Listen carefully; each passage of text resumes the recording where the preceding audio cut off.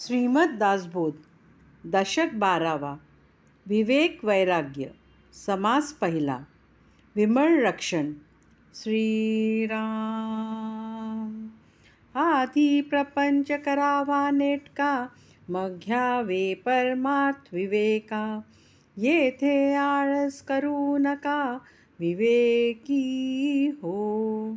माणसाने आधी व्यवहार नेटकेपणाने करावा आणि मग परमार्थाचा विचार करावा.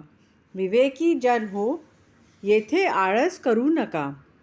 प्रपंच सांडून परमार्थ कराल तेने तुम्ही कष्टी व्हाल. प्रपंच परमार्थ चालवाल तरी तुम्ही विवेकी. प्रपंचाकडे दुर्लक्ष करून जर तुम्ही परमार्थ साधण्याचा प्रयत्न कराल तर तुम्ही कष्टी व्हाल. जर तुम्ही प्रपंच आणि परमार्थ दोन्ही सावधपणे व्यवस्थित कराल तरच तुम्हाला विवेकी म्हणता येईल. प्रपंच सांडून परमार्थ केला तरी अन्न मिळेना खायाला. मग त्या करंट्याला परमार्थ कैचा. प्रपंचाकडे दुर्लक्ष करून परमार्थ करू लागल्यास खायला अन्न मिळत नाही. अशा भाग्यहीन माणसाला परमार्थ कसा साधेल. परमार्थ सांडून प्रपंच करीसी तरी तू येम यातना भोगीसी. अंती परम कष्टी होसी येम यातना भोगिता. बरे, परमार्थ अजिबात सोडून देऊन केवळ तुम्ही प्रपंचच कराल तर तुम्हाला पुढे यमयातना भोगाव्या लागतील आणि यमयातना भोगता भोगता अत्यंत कष्ट होतील. साहेब कामास नाही गेला गृहीस कुरबेडून बैसला. तरी साहेब कुटील तयाला पाहता लोक. एखादा नोकर मालकाकडे कामाला गेलाच नाही आणि खुशाल आळसाने घरीच बसून राहिला तर त्याचा मालक त्याला कुटून काढील आणि लोक ती गंमत पाहत राहतील. तेव्हा महत्वची गेले दुर्जनाचे हासे झाले. दुःख उदंड भोगिले आपुल्या जीवे. तेव्हा मग अशा माणसाचे महत्वच राहणार नाही. त्या दुर्जन माणसाचे हसे होईल आणि त्याला उदंड दुःख भोगावे लागतील. तैसेची होणार अंती म्हणून भजावे भगवंती. परमार्थाची प्रचिती रोकडी घ्यावी. जर परमार्थ केलाच नाही तर आपली पण शेवटी तशीच स्थिती होईल. म्हणून आपला मालक जो भगवंत त्याला भजावे आणि परमार्थाची प्रत्यक्ष प्रचिती घ्यावी.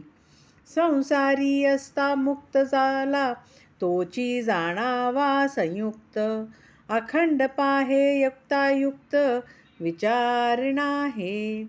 साधकाच्या विवेक वैराग्यादिकांची कसोटी प्रत्यक्ष संसारातील व्यवहारात होत असते. व्यवहारातही ज्याची धारणा ढळत नाही तोच साधक योग्य असतो. नेहमी योग्य काय अयोग्य काय याचा विचार करूनच वागत असतो. प्रपंची तो सावधान तो परमार्थ करील जाण. प्रपंची जो अप्रमाण तो परमार्थी खोटा.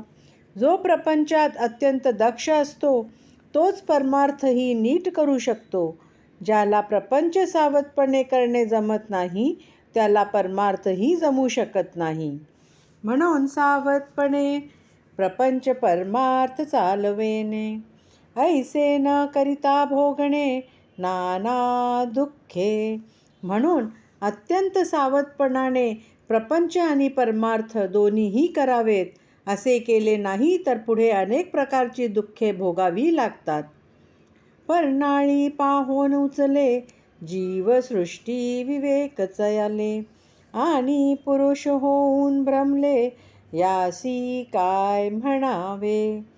पानावरचा किडा अगोदर पुढचे पाय दुसऱ्या पानावर रोवल्यावरच मग पाठीमागील पानाचा आधार सोडतो. मनुष्याखेरीज इतर जीवसृष्टीसुद्धा विवेकाने वागते आणि ज्याला बुद्धीची विशेष देणगी आहे असा पुरुष अविवेकाने भ्रमिष्ठासारखा वागतो. याला काय म्हणावे. म्हणून असावी दीर्घ सूचना अखंड करावी चाळणा. पुढील होणार अनुमाना आणून सोडावे.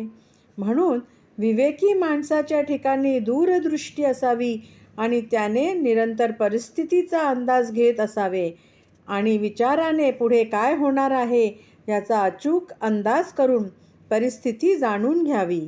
सुखी असतो खबरदार, दुःखी होतो बेखबर.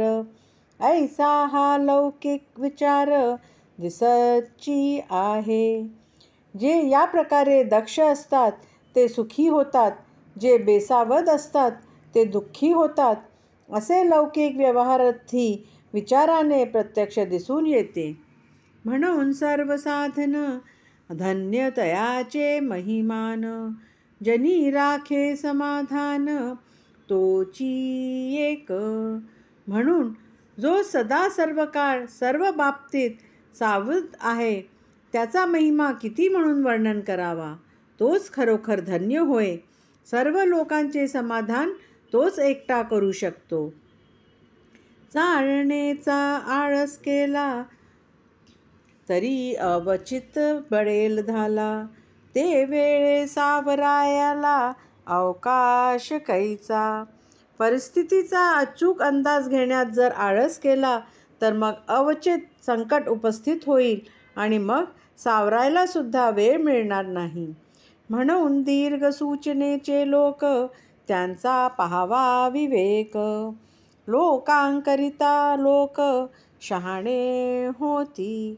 म्हणून विवेक संपन्न दूरदृष्टी असणारे लोक कसे विचारपूर्वक वागतात हे जाणून घ्यावे.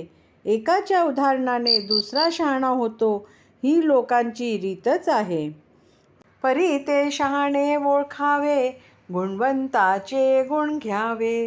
अवगुण देखोन सांडावे जनामध्ये. म्हणून आपल्या भोवतातील जी लोक असतात त्यात शहाणे कोण आहेत हे ओळखावे. जे गुणवान आहेत त्यांचे गुण आपण घ्यावे. लोकांमधील अवगुण जे असतील ते पाहून त्या अवगुणाचा त्याग करावा. मनुष्य पारखूर आहे ना आणि कोणाचे मन तोडीना. मनुष्य मात्र अनुमाना आणून पाहे. विवेकी असतो तो प्रत्येकाची मनोमन परीक्षा करीतच असतो, पण तो कोणाचे मन मात्र दुखवत नाही. पण मनुष्य मात्रासंबंधी तो अचूक अनुमान मात्र करतो. दिसे सकळा सारिखा पाहता विवेकी नेटका. कामी निकामी लोका बरे पाहे. बाहेरून वरवर पाहिले तर ते इतर सामान्य लोकांसारखाच दिसतो, पण अंतर्यामी तो अत्यंत विवेकी असतो.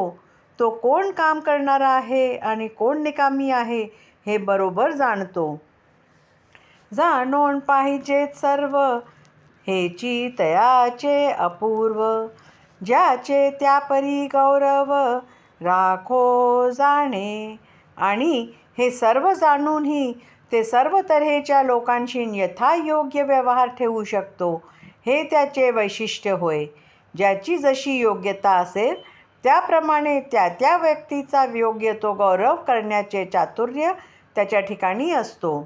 इति श्री दासबोधे गुरु शिष्य संवादे विमल लक्षण नाम समास पहिला. इति श्री दासबोधे गुरु शिष्य संवादे विमल लक्षण नाम समास पहिला समाप्त.